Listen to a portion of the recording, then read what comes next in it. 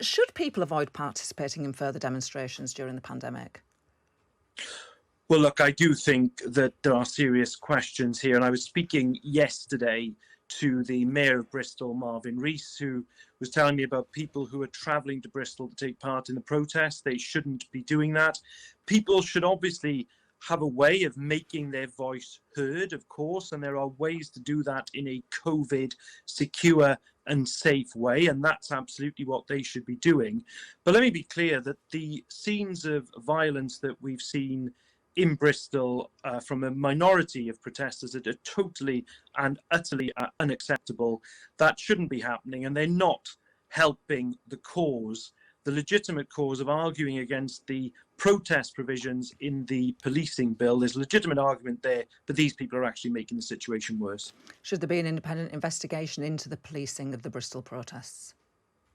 Look, I've not seen a case argued for that. Of course, if there are particular incidents and complaints are made, then of course they should be investigated appropriately. Of course, there'll be evidence, body-worn camera, there'll be other witness evidence, and of course we should expect the highest standards from our police, and there should be those complaints treated sensitively. But I discussed the situation on the ground yesterday with Marvin Rees. It is of deep concern, and I repeat the point.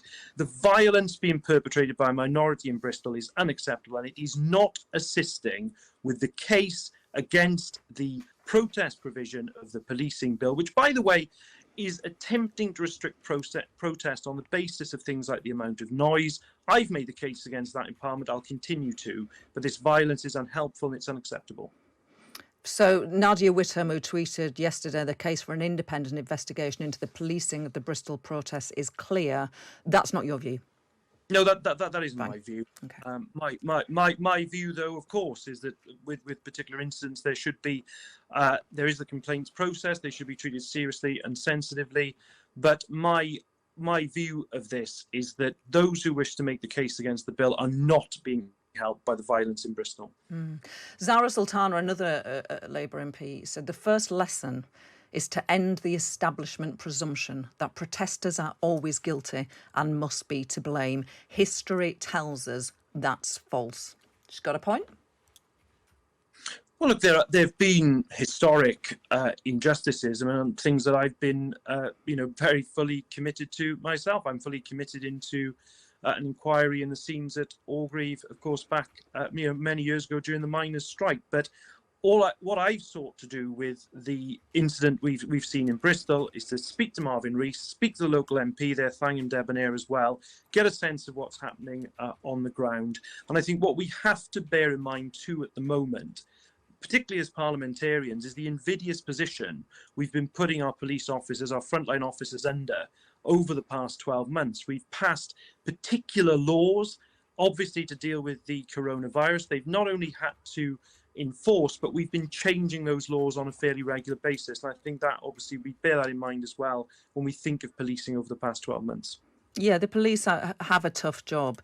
But it can't help when Claudia Webb, who was elected as a Labour MP at the last election, tweets, police brutality is the boot of capitalist state system established to keep us all in order. Police brutality is their boot to keep us all in order. Well, I don't agree with that tweet or that analysis. And I've been very clear over the past 12 months about the difficult job that our police have had, and I think we've also seen up and down the country frontline police officers doing their very, very best in difficult circumstances, and I think we have to recognise that. Staying with Bristol, but a different subject, if I may. The Labour Council, are consulting on banning strip clubs in the city. Now, I ask this question because the nation has been having a conversation about violence against women, about what men can do to be allies. In your view, are men that pay to watch women take off their clothes or for an intimate dance, are they part of the problem, those men? Look, I think objectification is unquestionably part of the problem. We've had, though, a settled position with regard to so-called strip clubs, as you described them, Gloria, whereby local communities obviously have made decisions on these. They're not present in many communities up and down the country, and I think it's communities that have to take decisions about this. But you do highlight a wider issue, which is the issue around violence against women and girls. And I think we've had the awful Sarah Everard killing. But I do hope that the surge, if you like, a feeling that has come from that, we can use in a positive way to put into place legislation. I'm thinking, for example, around the issue of street harassment, where I think we do need a new law, that we can now build on that to make those changes, and then hopefully make changes in wider culture in our society as well. Is a man who uses a prostitute committing an act of violence against women, in your view? The actual legal position on this in the United Kingdom, is a complex one. In terms of actually using women in that way, then of course I have a particular view on that. I don't think that is an appropriate thing to do. Absolutely not. But I think that we have to look more widely at this issue. We have to look at not just the laws but the culture, and get to a position, I think, where, and I think what your question highlights, Laura, is this: it isn't women who need to change their behaviour, it's men who need to change their behaviour. And I think by law, by culture, by leadership, that's what we've got to look to do. Who is briefing the newspapers against Annalise Dodds?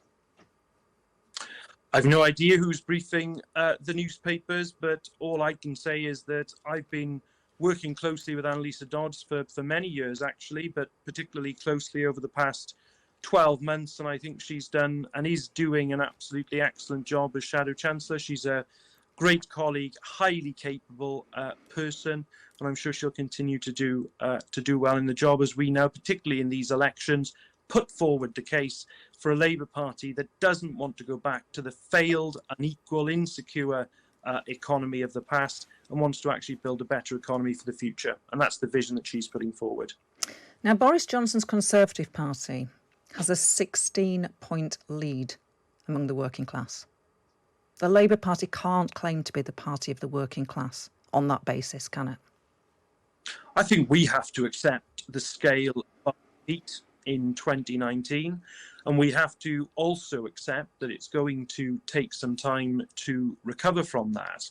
I was out on the doorsteps in 2019, and I did hear people who had been Labour supporters for many years who were saying to me that they didn't feel they could give us our vote that time. Now, we absolutely have to show to those people over the next few years before the general election that we are the party that can make their lives better, and stand with them to deal with their everyday concerns, the unequal society that we see, against the Tory pay freeze that we see, to show that we can make their day-to-day lives better. That's the challenge. I think we've been building the foundations for that over the past 12 months, and that's exactly what we'll continue to do to try and reverse statistics like that. And finally, 58% of Brits, this is another opinion poll this week, support the flying of flags from UK buildings every day, government buildings. Are you one of them? Well, it was introduced, actually, Gloria, as you probably remember, by Gordon Brown in the summer of 2007. Gordon Brown was the one who took away the limit so that flags could only be flown on certain days. They can be now flown all year round. I identify, by the way, with the Welsh flag and the British flag, and I'm very happy with both those flags. I'm proud to be Welsh, I'm proud to be British, and I don't see why anybody else should take either of those identities away from me.